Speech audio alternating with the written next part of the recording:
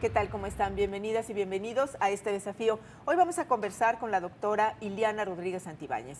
Ella es profesora e investigadora del Departamento de Estudios Jurídicos y Sociales del Tecnológico de Monterrey, Campus Ciudad de México. Vamos a hablar sobre la figura y el legado de Nelson Mandela, el presidente sudafricano que en los últimos días se ha debatido entre la vida y la muerte.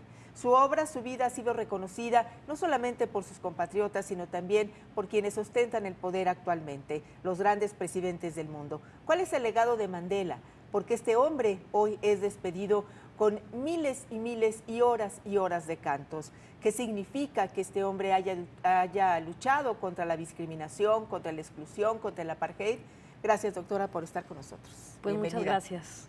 ¿Cuál es el legado de Nelson Mandela? Se habla mucho de este legado, pero ¿cuál es el legado hoy de Nelson? Bueno, existen varios. A mí me parece que después de Gandhi, la figura más grande del siglo pasado y hasta nuestros días viene siendo Nelson Mandela. Uno de los grandes legados que ha sido estudiado recurrentemente es el liderazgo que forjó dentro de la lucha en contra del apartheid o este régimen de separación, así denominado en términos del africán como separatista o apartando de, donde hubo una pugna muy importante entre negros y blancos y sobre todo también razas europeas que fueron incluidas en el movimiento. El liderazgo que construyó no solamente se estudia con fines políticos, sino también con fines humanísticos, porque el liderazgo que él forjó fue con base a tres preceptos, adjetivos y valores muy importantes, con base a la compasión, el perdón y la humildad. Esto fue parte del gran legado. Entonces, pero también de principios que hoy rigen a una democracia muy distinta a la que se venía configurando en el siglo XIX o a finales del siglo XX. Aunque su obra es precisamente en el siglo XX, que es luchar contra el apartheid, digo, tantos años en la cárcel además para lograrlo. En este contexto, bueno, es un legado mucho más amplio, entonces, que nos alcanza a todos. Por eso nos duele, entonces, el hecho de que este hombre esté al menos terminando sus días. Claro que sí, porque en la época que a él le toca la convulsión en contra del racismo, surgen varias voces al interior del Estado sudafricano que pugnaban por dos tipos de nacionalismos y él optó por lo que era mejor para su pueblo. Un nacionalismo radical que decía África para los africanos, que en ese momento sustituía a la raza blanca por la raza negra en una superposición que no era la adecuada, pero también un nacionalismo mucho más moderado, pero también reivindicativo de los derechos humanos, que fue el que enarboló Mandela, o que hoy día también moralmente lo sigue enarbolando, que tiene que ver con un nacionalismo plural, un nacionalismo incluyente de todas las razas que convergen en Sudáfrica. Este es uno de los grandes legados. Él fundó todas sus concepciones en la Declaración Universal de los Derechos del Hombre, en poner al hombre en la situación de igualdad ante la ley. Ese es un precepto que para nosotros en un Estado democrático suena común, pero en Sudáfrica no existía.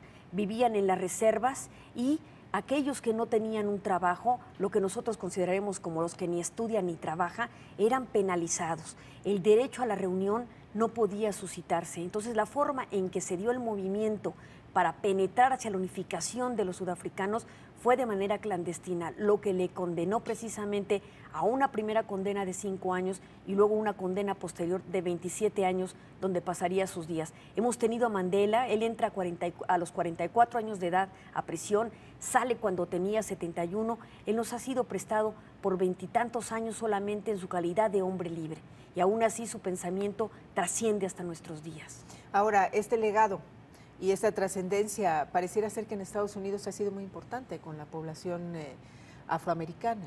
Sí, sin duda. Yo creo que para toda raza que se siente menospreciada, que se considera minoría y donde considera que sus derechos han sido disminuidos, sin duda es reivindicativo. Pero yo consideraría que no solamente para la población afroamericana, sino incluso para la propia población europea, que ha convertido en lo que hoy día a una nación muy poderosa, unipolar en los Estados Unidos. Es reivindicativo de todos los movimientos raciales. A mí me parecería, por ejemplo, incluso hoy día en el tono de la reforma migratoria que aprueba está a punto por aprobar en la Cámara de Representantes una ley a favor de 11 millones de migrantes, tiene que ver con esta lucha de reivindicaciones que deviene de la defensa del derecho ante la ley como iguales. Y ahora el impacto que tuvo su obra en su país, en Sudáfrica. Sudáfrica no es la misma. No, sin duda. Primeramente hay que señalar que una vez que empieza el movimiento contrario a la raza blanca que estaba en el poder en ese momento, se aniquilan todos los derechos para la izquierda y todos los derechos de protesta, todo el derecho de libertad de expresión y de asociación. En ese momento el Congreso Nacional Africano queda en un quinto plano. ¿Por qué? Porque se reprimen todos sus derechos y entonces no hay una oposición, literalmente hablando, con respecto del Partido Nacional, que había tenido un dejo de nazismo recuperado de la Segunda Guerra Mundial en imitación a los grupos nazistas. Entonces, por supuesto que para la raza surafricana, para este gran pueblo, sin duda Mandela representa un ícono que lo es para todos en realidad, ¿no? Ahora, la forma en que él abanderó estos derechos que en Estados Unidos se conocen como derechos civiles, pero que nosotros les llamamos universalmente derechos humanos. Hay un impacto en la forma en que nosotros hoy los concebimos, pero ya en el siglo XXI estamos hablando de que con Mandela o sin Mandela, la labor que hizo simplemente sigue adelante. Sí, sin duda.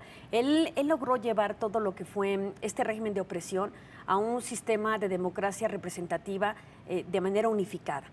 Ahora, hablando de derechos humanos, ciertamente en Estados Unidos lo que se conoce como derechos civiles, el origen se encuentra precisamente en los derechos humanos, que es la máxima expresión de una potencia cívica, que es la que defiende Mandela en Sudáfrica. Es la reivindicación de todos estos derechos humanos que al llegar al plano nacional son considerados como derechos fundamentales dentro de una constitución.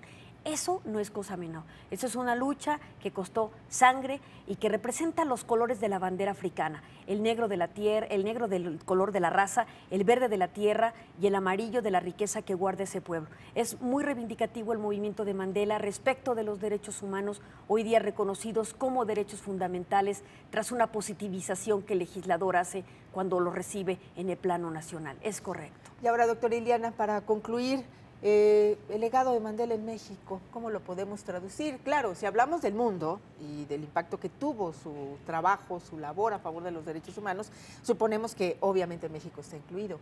Pero, ¿cómo lo visualizamos?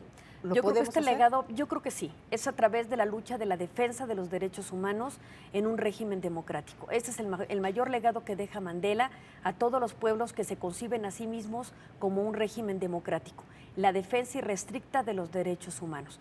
Recordemos que Mandela es un líder que básicamente trasciende por un liderazgo compasivo, amoroso y de perdón, que es un libertador de conciencias. Él es un mártir libertador de conciencias.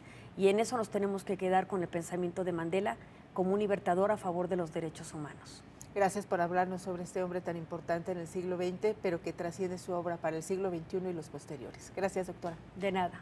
Y gracias a usted que nos acompañó también con la doctora Iliana Rodríguez Santibáñez en este desafío.